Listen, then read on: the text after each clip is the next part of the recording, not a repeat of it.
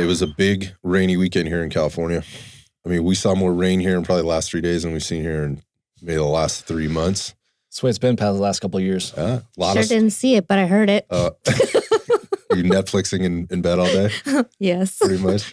From Friday till through yesterday. Yeah. I think a lot of people were doing that. It was pretty quiet out. I had to get out of the house because it was driving me crazy.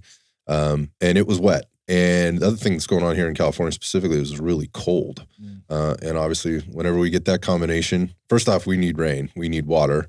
But when it gets cold, it means snow is falling. And we're getting a ton of snow. Jeff and I were looking at the snow report for like 15 minutes, drooling and like comparing. Best day of the year is probably today if the roads are open. Yeah. So that's the thing. They closed last night. Yeah. I mean, it shuts things down. People can't get there. But the snow is falling.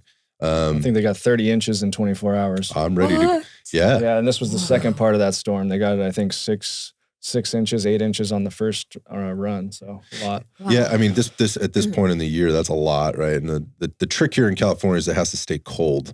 So if it doesn't stay cold and it gets wet and it rains and it melts that stuff, but it looks right now the weather's holding up. So I mean, like Jeff, like I'm looking at it going, how do we get there? How soon can we get up and go snowboard? To this point, it changes a little bit every year because usually we don't get really good snow till January. Yeah. Doesn't start falling until kind of the second week of January, and then that Martin Luther King holiday weekend is always like kind of the big weekend. There's always good snow. Yeah. And you do the math, like from what we're like middle of December right now. I think we're like at the 13th or something like that when we're recording this. We're almost halfway through. That doesn't give you a lot of time to kind of get ready for that, right? To be ready for the snow. I haven't been training like that. I'm just like, oh shit, the snow's here already. It got here a little earlier this year. If I could have, we were talking about this, like my bag is packed. Yep. Jeff and I were going through like what we've learned. It was like, my bag is packed. I have one bag. It's got the snowboard in it. It's got the big roller bag, the snowboard, the jacket, the boots, the multiple pairs of gloves, multiple pairs of goggles. Everything's in there. Like it's like the go bag. Yeah. Like there's nothing at home. Right. Everything's in that bag. Storm is here. Let's go. Yeah. But he needs some goggles, needs some clears. Right. I got you, dude. Like we're not snowboarding. Get your ass on that mountain. If a pair cracks, I've got an extra pair. You can sit in the car. If 2 pair cracks, then you've got an extra pair. I'll see you when you're done. Yeah. I mean, the board is actually waxed and ready to go already. It got put away from the last time I was out, ready to go. Right. It's like the base layers, everything's in there. That's totally prepped. It's totally prepped. The truck is always ready to go. Like the 4-wheel drive, if you own a truck and you don't have 4-wheel drive, it's rough. You wasted your money. But the truck is ready to go. So all I got to do is throw in the truck. I always keep the truck gassed up because, you never know. So I try to keep that thing on full. So it's ready. That's ready to roll. All I need to do is just grab my shit and go. But you know what I haven't done? My body's not in any kind of condition to go spend like 2 or 3 days on the mountain right now. As much as I love it, as much as I could probably power through, that first day would probably be awesome. It'd be a wake up call, but I'd battle through it. But I would wake up the next day and be trashed. Like where legs. I've never had sore in this area before. Like what is going on? Or it's been a full year since I had it the last time. Yeah. Which got me to thinking, was just chatting with Jeff, like we should do an episode on, how to prepare yourself for these winter sports, specifically like skiing and snowboarding. And there's a lot of them out there if you don't live near a ski resort. But I will say, apparently there are 37 states with ski areas in them. Now that's a lot. And I don't know if those are all like downhill type ski recreation. It could be, cross country a little bit flatter or whatever. But 37 states, there's like 476 ski areas. Oh, 476. Yes, sorry. It's 37 states, 476. Thought it was less. No, it's 407. No, that's a lot. Yeah. You know how many people apparently frequent these things a year? Take a guess. 10 million. 10 million people go to get involved in snow sports every year. And this doesn't include, again, some of the other sports. Like if you live maybe in some other areas, maybe a little bit north, certainly the northern Midwest, Wisconsin, Michigan. Like I know a lot of people that do a lot of ice skating this time of year. They're playing hockey literally outside, like on their ponds and lakes, all kinds of stuff. So those count because you have to put it. It's all physical work unless you're riding like a snowmobile or snow machine, as they call it in some areas of the country, which is like motocross in my mind. I have personally actually never had any experience on a snowmobile, but I have on motorbikes, and it looks to me to be very, very similar. It's like your ski-doo. Yeah, it's exactly what we're talking about. Yeah, so it, in the crossover in the summertime would be wakeboarding or water skiing. Not too many people do that anymore, or riding your jet ski. That's what it's called. Brand, right? Right on top type of Sea-Doo or whatever.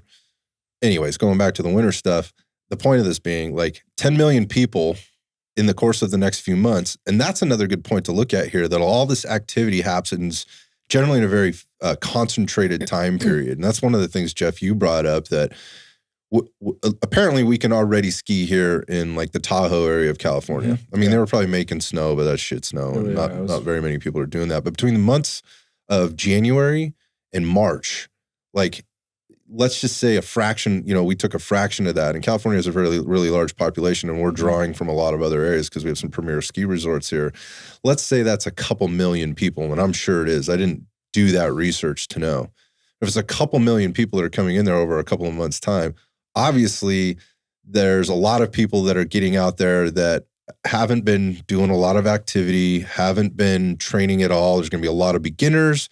There'll be a lot of advanced people and everything in between, people that have been training to get ready for this, and most people haven't. That's just what it is. It's a big reality. Big reality. Mm-hmm. That's problematic. That's problematic. So I was just kind of, as I was scrolling through, kind of trying to do some research on this, like every time I go to the mountain, somebody's getting carted off the mountain. I see it every time. Ski patrol staying pretty every day. Pretty busy the entire time. So, and you think about like, well, how does that happen?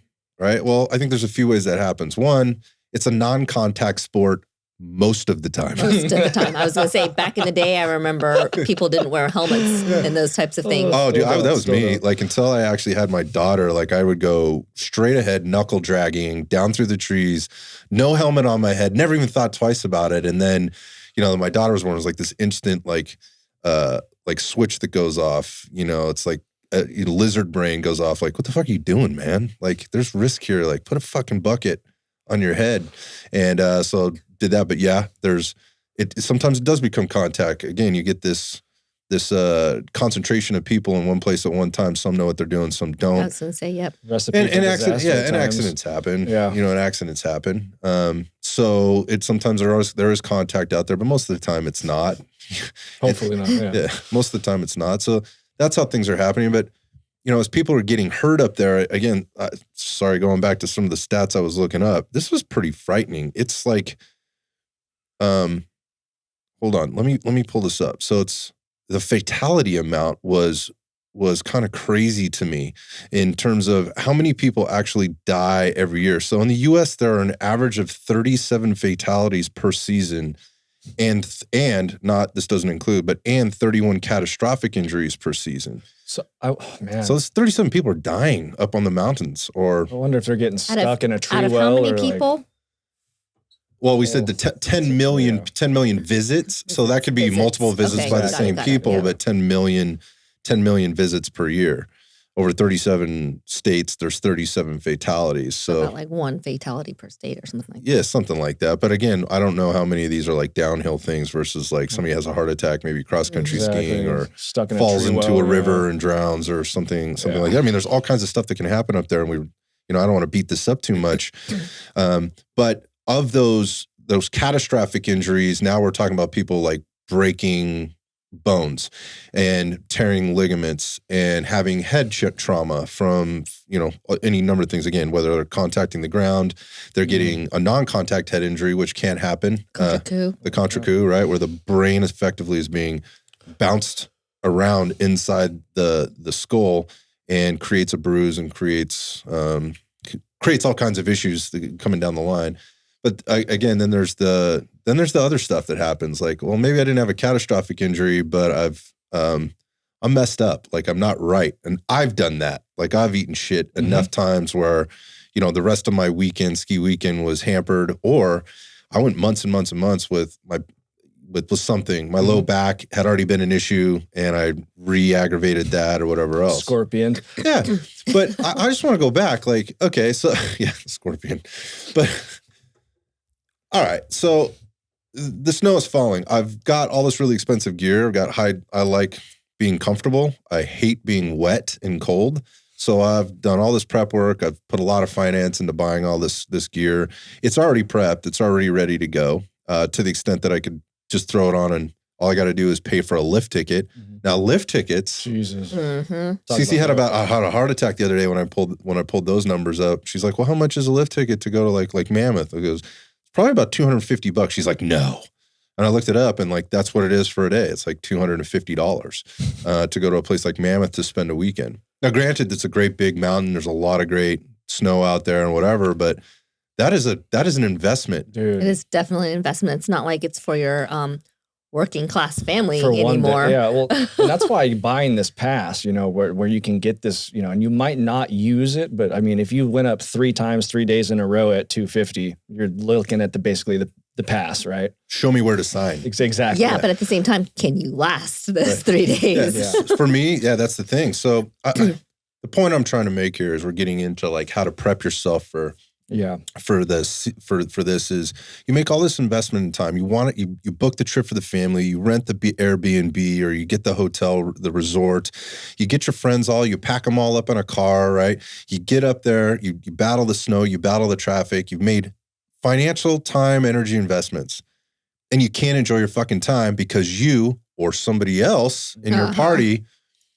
isn't prepared for the things that are going to happen up there. And everybody's been there. Oh, yeah. Like where you get up there and then that one person, not on purpose, but ends up ruining the trip or causes issues for the rest of the people on the trip. So unacceptable stuff. I think there's ways to prepare for this so that we can maximize our time and optimize that word gets used a lot, but optimize our bodies for being able to get up there, have a great time, enjoy ourselves, have some longevity on the slopes, maybe avoid some injury and some things that maybe you can make. If you're one of those people that's already doing that, make your friends, family, kids, wife, uncle, aunt, the friend who, yeah, dude, let's go shred. And they're completely out of shape. They never work out. All they want to do is, drink the whole weekend and, then they're talking about hitting the half pipe, and those are the guys that are out there breaking an arm, separating a shoulder, or whatever else, right?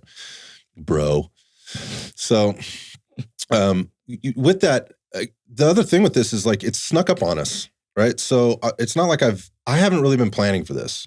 I haven't been, but Cece and I were just talking about, hey, we should try to get up there in the next couple of weeks, and because once the new year starts, things get a little busy, and if it's not on the calendar, it's probably not going to happen. So I was thinking about this, like, how would you prepare in a short period of time, or how could you get your body prepped? And how could we share with people how you might go about doing things like prepping your body, right, to be ready, to be more fit, also more resilient so that you can enjoy your time in a short period of time, and let's say 4 to 6 weeks, because for everybody across the country, that time is either here or it's about to be here. And you're probably going to be doing that through your holiday vacations and break like that.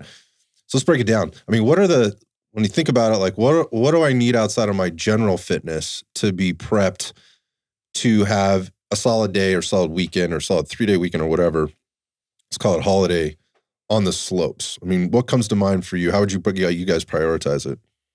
Well, I think me and Cece were talking about endurance is the big one, right? Strength endurance, being able to stand up, use your legs for 5-6 hours, however long you want to be out there, and then still have stability. Strength, endurance, mobility, right, on the mountain. Yeah, so strength, endurance, mobility, did you say balance? Stability and balance. Kind of. Yeah, so let's break them all down. Let's talk about stability, balance first. When you say that, what do you mean? So for me, just the stabilizing of, let's say, my pelvic area, or the stabilization of my ankles, my hips, so my knees aren't bending in. I'm not, riding on my ligaments. I'm actually using my muscles. I'm co-contracting my joints. I'm strong, right? There's a lot of people out there that they don't have the strength in their stabilizer muscles. They go through and they start using these muscles throughout the day. They weaken. And then when they get to a spot where, let's say, their ski wants to go off on someone else's line. Well, they don't have the stability to stay straight, and that ski goes that direction, right? And they either tear an ACL, MCL, whatever the issue is, yard sale. Yep. Dude, I'm just saying the skiing looks rough when you fall. I'm a snowboarder. I like to keep my gear on me, but dude, these guys, I don't know. Yeah.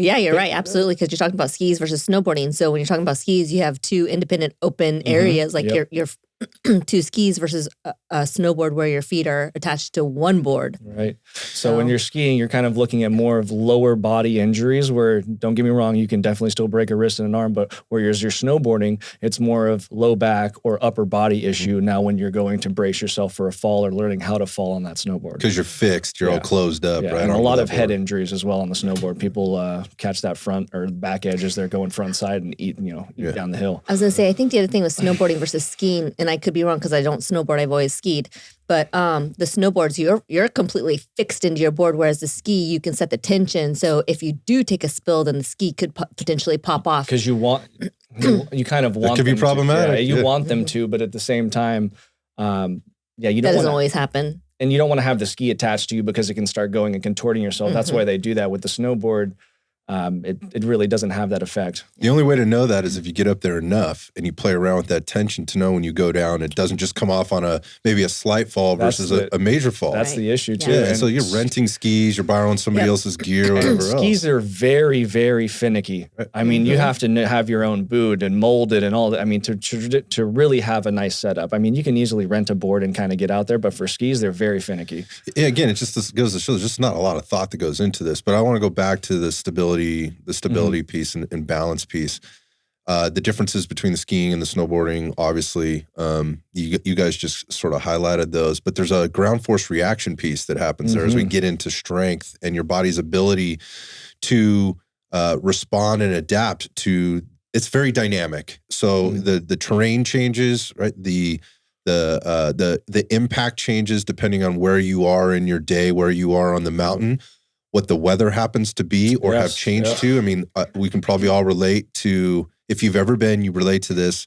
The goal would be to get up there on the chair at 9 a.m. when the groom is fresh and nobody's messed up any of the powder. Come back 4 hours later, or you jump into that 4 hours later, and that terrain is completely changed, right? The snow, it may have gotten a little bit warmer, right? The snow starts to set up a little bit, gets a little bit more hardens up. It can even ice up depending on what the weather changes are. You're going from the powder to the groom. That could be a hard transition change, and your body's ability to know and sense what's going on, not overreact, not overcompensate, can be trained, right? Nothing's going to make you better at skiing like skiing well. And same with snowboarding, right? The only way that's specific adaptations to impose demands. But there are some things you can do in your training program in working with your balance and your stability and your ability to withstand those ground reaction forces and respond to them appropriately without a ton of, obviously this would be an organized program in an ideal world. But if it's not, there's a few things we can do going out there to prep your body for this. Now, you guys also mentioned the strength endurance piece. So, and you, Jeff, I think that was really good sort of point there you're making about, obviously it's just mostly lower body, but as the upper body gets fatigued, the lower body has to take over more, and vice versa. As your lower body becomes fatigued, the upper body starts to overcompensate a little bit. So it's not just a lower body workout we should be looking at here. We should be looking at total body endurance training, right? Strength and endurance. So, it's not just squats and lunges and Bulgarian split squats and hip thrusts and all those other things. You should be integrating this training across the board. And then there isn't a little bit of a component of endurance in general, cardiovascular endurance and this metabolic conditioning for the course of the day. Because if I spent $250 on a fucking ticket, like I don't want to go up there and run 3 runs and then get off the mountain, right? I'm going to try and spend the rest of my day up there. And where does the endurance come in? It's hugely important because most of these injuries, and we're looking at the rates there, 95% of the fatalities that happen are dudes, and 97% of the total injuries are dudes. So it's mostly us dudes, and they almost all happen towards the end of the day. It's not usually on the first run, right? It's at the end of the day. And what's happened at the end of the day? Fatigue. You got fatigued. Maybe you had 1 or 3 too many IPAs at the lunch run. Talking about elevation too, then. Right. Yeah. So With that. that's a really good point. Yeah, you're typically at elevation. You don't live there. Well, you're probably going to be, at least in the United States, you're not living there. You're getting up to high elevation. Your body is not responding the same metabolically. So having a base level endurance to be able to work with over time, and obviously while you're up there is super important because again, when you get fatigued, bad things happen. The other thing is, and I don't want to. This is part of the endurance piece. Is that generally it starts out with a nice, easy run, right? And particularly for those that haven't been in a long time or maybe not as advanced, they start out with a nice little easy green run, right? And they get their skis, quote unquote, skis underneath them, their feet underneath, and they go down. Okay, I didn't fall. That was great. So now I'm going to move to the blue run. Progression. Right? Yeah. And then they move over there and they do a couple of, that was a little bit more scary. And so I'm going to test myself a little bit. I'm going to push myself a little bit. They go down a couple of blue runs and they get super confident. The next thing you know, they're over on the fucking double black diamond, either on purpose or by mistake, right? Because they've been graduating up this mountain.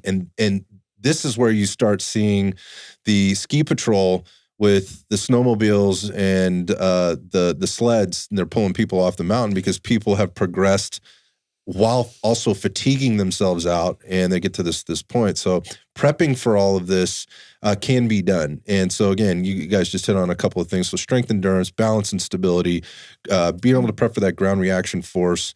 And then also hopefully what this is doing is creating a level of awareness as you're up there, so you're not ruining your own time and somebody else's time. So let's talk about how do you train it? So where would you focus? Like if again, we're like mid-December, you've got the mid-January snowboard ski trip planned. What can you be doing right now? Let's look at it in two ways. One, if you haven't been training at all, like you're deconditioned. I'm not saying you've never trained before ever. You just haven't been doing it lately. Or the person that's been pretty honest, pretty on top of it, and pretty consistent. I'm not talking about the professional athlete here. You do you up there and what you want to do. But the average Joe that works out and tries to stay in shape. Let's start with the beginner. What are the things that they could be doing to train those things now to be ready in a month? We were talking about this earlier, and for the beginner, you have 4 to 6 weeks to do this. So you can easily start with some body weight types of exercises and doing some tempos, some pauses, working on the eccentric component of an exercise. And the thing that's nice about that is you don't have to do too many repetitions when you're easing yourself into a workout. You can start with, 5 to 8 repetitions with tempo and pauses, and then over time increase your repetitions, and then adding an external load. So, just because you're a beginner, that's not necessarily going to hold you back. Yeah. So you're making a good point there. There's a lot of variables that you could adjust. One of the things I'm thinking about is this should be a full body workout, right? Yes. So you should be pushing, pulling, squatting, lunging, rotating, hinging, pushing overhead, horizontally, pulling overhead, pulling horizontally. Those are vertically, pulling vertically, not overhead. But the point of that is this should be a full body workout. So we're building metabolic capacity as well as we're adapting neuromuscularly while we're doing this.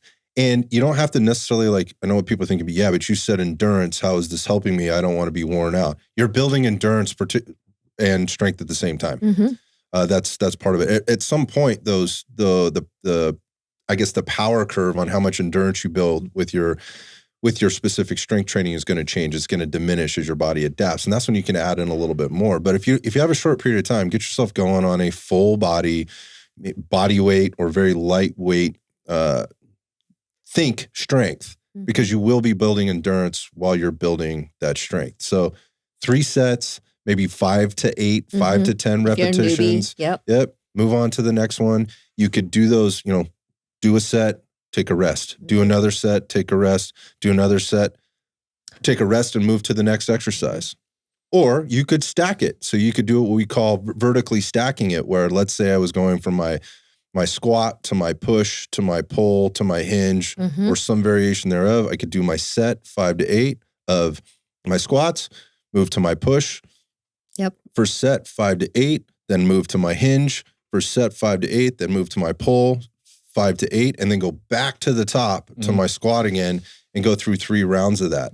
That way I'm getting that active recovery while those less conditioned areas, my body that's less conditioned at that time, but those specific areas of working, have a little time to recover so they can go back and hit them again, all while still working the cardiovascular system and the metabolic system to help me use those energy systems efficiently and effectively as I go through there. That's a sort of a base level. As you start to find that becomes easier, you can increase reps. You can start to increase load. Maybe you're getting through there a little faster. It doesn't take you the same amount of time to finish that same workout. And now maybe you want to add a little cardiovascular exercise, whatever you like doing, to maybe build a little bit more endurance. That's one way to build that muscular endurance, or those muscular and strength and endurance components. What about for the person that's been working out for a while? How do I come out of the look? I've been generally training for aesthetics, and just to try stay generally fit. I really like to perform at my best. I realize I don't have a lot of time to do it, but how would I start? Where would you start with that? I mean, I would take them into frontal plane, which is side to side movement, strengthening and explosive work. Whether that's plyometric, using the Bosu ball, coming into like a lateral side step, stepping onto the Bosu ball, having to absorb that force, press off, right, on an unstable surface. And then adding something like the balance board, right, where you're getting balance in, like simulating snowboarding, right? But the biggest thing that people aren't doing is transverse plane, rotation, right? When I'm snowboarding, dude, I am rotating. Like my hips, my whole body, I'm going from front side to back side. I'm rotating. When you're skiing, you're rotating, you're using your hips. So the frontal plane movement, being able to stabilize your hips from side to side to be able to have that explosion, that endurance, and that push when we need it off of the edge. And then also when I rotate, like being able to be strong through there, I'm going to be able to push out of corners and other things. I'm going to be able to strong. Also the core, right? We talk about rotation. I'm talking about being strong in rotation, but also being able to have a strong core, right? So now my whole joints and everything are strong. If I have a weak core, I'm not going to have strong joints. Yeah, we've used that diving board analogy before, and just where's the anchor point? It's going to be basically your pelvis and your spine, right? Lumbar spine, and everything from there has to be strong so that you can build your foundation off of there. I think, like, if you're a beginner, if you were listening more of the beginner part of this and you're going, yeah, that's probably me and I need to start doing something, but you just listen to what Jeff said there, think about what he was saying about the different movements that his body's making and how he was putting that together. He started with like, hey, I'm going to be moving them side to side, some explosive side to side movement or lateral movement.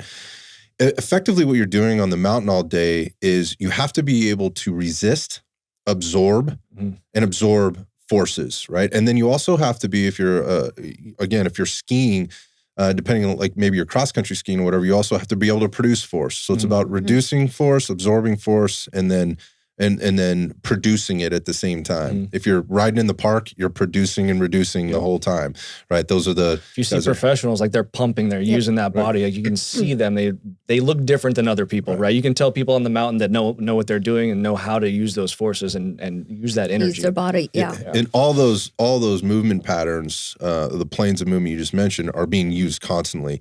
And so for the beginner, like that's a lot, right? Like you're not ready for that right now. Let's start with basic strength and endurance, and we can add that as you get maybe a little closer. So you're starting to condition your body a little bit. We haven't gotten there, but to your point, Jeff, is like that's when you want to start maybe adding these types of things into your general routine. Doesn't mean you have to drop everything you're doing and turn into the Olympic ski athlete program, for sure, right? Or snowboard athlete program. You can add these to the end of your program, your end of your strength training. That's what I do. I don't stop my strength training on whatever program I'm in. Literally, I'm phasing. I don't change it through snowboard season. Like, dude, if I'm doing heavy stuff this week, guess what? I'm going snowboard. I'm doing heavy stuff. I'm still, though, at the end, I know it's snowboard season, so I'm doing things like these plyometric explosions, and I'm working on my mobility.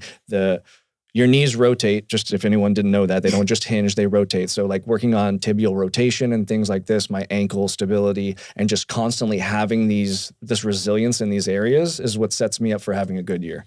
Yeah, I think I was going to say, you know what? And the other thing is where you're programming it. So a lot of times when we're talking to somebody who's deconditioned or a newer person into strength and conditioning, we'll do the explosive exercises at the beginning of a workout just because they're more neurologically fresh. Whereas you're talking about challenging yourself neurologically at the end, and that's not a bad thing. and it all comes down to practicality because you're still sticking with your main strength training focus, but when you're out there on the mountain and you're starting to fatigue, you still need to be reactionary to your environment. So I think that's a great way of showing the difference as far as programming of where you're putting that in. Because it's not my full explosion. Like I'm not power training. I am just going through the motions and kind of like, I don't want to say going through the motions, but I'm doing the motion at a body weight where it would be like an active recovery on another day. You know what I mean? For you. Exactly. But still, exactly. there's still some principles of For sure. adding in some plyometrics. Exactly. I would describe it as this, because I was going to say the same thing, CC, and sort of the nuance of how you explain that, Jeff. And that is, this is sort of, you're tuning yourself up for the activities that you're going to be having. You're already fit, right? You already have the strength, endurance. It may, and stability, balance, mobility. You just might not have been training it specifically for the specific activity you're going to be doing. So what you're adding in is like a tune-up to this. And you're doing it at the end for all the reasons that it's like a software update. Yeah. Straight up, dude. It's a software update. And you're having a little fun with it, right? Because you recognize, oh shit, I'm not very good at that, or I can change this up. I'm getting a little bit more cardio. These types of movements, this type of exercise, when you start working the explosive movement, is going to impact your cardiovascular system and your anaerobic system, as well as your endurance pathways. So without boring people, we've talked about these energy pathways before, but you're adding that component in as well. So not only are you training the ground force reaction, the plyometric stuff, you're also training these other areas. But again, the point being is it's like a tune-up. This isn't a power and strength building program, periodized program to set you up for the snowboard season. That should have been started a long time ago. And the reality of that is if you're a recreational skier, snowboarder, that doesn't make a lot of sense. And now when I say recreational, I mean the person that goes up once a month, through the season and may get a half dozen. Wouldn't waste your time doing that. Yeah, half dozen days, or maybe a half dozen to a dozen days a year. It doesn't make a ton of sense to be developing an entire like a whole focus periodized program around this. But if you wanted to, you certainly could. I think it's maybe a little bit overkill unless you're competing or you're going to be up there more frequently. I think goals are dependent on, the plan should be dependent on the goals and the person. The resistance training, and for me, as I look at it for life, the base, right? Like I do this regardless, and then all of these other things I prep for. Like I don't start like, oh, I'm going to work out because of this season. Right. That's if you're thinking like that, and I know a lot of people do. They're like, oh, I have a Spartan coming up, so I'm going to start training. That's great to have that kind of motivation, but like literally, you should have training as a baseline in your life for all the reasons that we talk about. We don't need hammer on those, but if you're not doing that, you're not going to have a good base to do all these other things. And then you're going to have to feel like you have to do all of this stuff to be able to come onto the mountain, where it's like, nah, dude, you're like just a little bit of here and there. Can be really helpful, can go a long way. Yeah, going back to, you were talking about unstable surfaces and BOSUs and things like that. Like I think if there's a place in a training program for something like for that tool, like balance boards, I think like there's a rehabilitation thing that goes on there, but specifically for like sports training, I think this is one of those. Most of the time I don't add those into anybody's program. Sometimes they get used as like a prop for maybe some abdominal crunching or something like spinal extension and flexion, things like that. But we don't use a lot of them. But the BOSU can be a really valuable tool if you're ready to use that. If you've, again, going back to the beginner, stay the fuck away from the BOSU if you haven't done any kind of lateral work or explosive training yet, because it doesn't make sense for you. It's too much. It's more than a software upgrade. You're going to blow your shit up. Well, if you've been stagnant as well, when we look at fascia and tissue quality, you're not going to have the elastic component to bounce back from that compression force. And this is what we're talking about. Like when I'm talking about resiliency, my whole body can displace force in a different way. So for instance, if I land hard on my back leg when I'm snowboarding off a jump and I come through, my low back tissue is super stagnant, doesn't have the elasticity of it could lock you're up. In trouble. Yeah. But if you're resilient, and when I say that, like this tissue is not tight, it has elastic components, it has the components that we want in fascia, you're going to be strong and you're going to be stable, you're going to be resilient. Right. So that speaks to the overall holistic approach to this. And again, the tune-up piece versus like getting really linear in this periodized program to be like the strongest, most explosive skier or snowboarder on the mountain. So if I'm a beginner and I'm listening to this, hopefully this isn't like scaring you away going, okay, these guys are way too far into the deep end. But it makes sense, and I should probably be doing some of this stuff. How would you implement some of that stuff into your program? So the first thing is before you start moving laterally in an explosive fashion. Yeah. Before we start doing that, let's move in a very controlled, non-explosive fashion. Yes. And anything you're doing laterally, you should be able to do right in front of you, right? So you mentioned that frontal plane. So like, I'm thinking about it this way. So if I can, I need to be able to basically, I should be able to squat well if I'm going to go up on the ski runs. How many people do you go up there and you go, what in the fuck are you even doing out here, right? Scary, yeah. But they're enjoying their time, and who am I to say that they shouldn't be out there? I'm just looking at it going, that looks like a disaster waiting to happen, and if it happens, then don't be surprised. Yes, stay away from that. Make sure you have your own helmet and safety equipment on. But my point of this is like, how do I build some of this strength, power, endurance, and build up to some of the things that you were talking about? So here's a couple of ways. Cece, you mentioned like pausing, tempos, things like that. Mm-hmm. So think about this: if you're on the ski, if you're going down the mountain, whether you're on skis or snowboard, from the top to the bottom, your knees are bent. Yep. Your hips are flexed. Oh yeah. If you're standing straight up and down, you're gonna have a bad time. It's gonna take you a long time to get to the bottom, right? So you're gonna have to be knee flexed, hip flexed. This is not a position we stay in all day long under tension. If your body ever locks out while you're skiing or snowboarding, get off and get a rest because you're about to eat it. Yeah. So think about this. Like, I want to be in positions or be able to maintain positions for maybe minutes, right? In these hip flex, knee flexed positions, right? Stable and ability to react to again, absorb, reduce, and produce force. So maybe some plyometrics in some of these different positions could be helping you out. Like a wall sit type of, that would be a good example for somebody who's who's not sure what an isometric looks like. You mean an isometric versus plyometric? Isometric, yeah. So an isometric, did I say plyometric? You said plyometric. So these isometric positions. So like a wall sit, most people can relate to that. Like, you know what that feels like about 30 seconds to 60 seconds in. Those muscles are being challenged isometrically. Those fibers aren't moving over one another. They're having to maintain that position. So it's a joint. Yeah, it's not going to be that way on the slopes, but it'll get you started towards the right situation. On the slopes, there's constant movement. It's never static. It's very dynamic. And if you go out on like a powder day and you're a snowboarder, like, what are you doing? You're loading your back leg and you're lifting your nose up so you're not eating in the snow. So you're just literally holding same on a wakeboard on the back leg, right? Same on the wakeboard. So what do?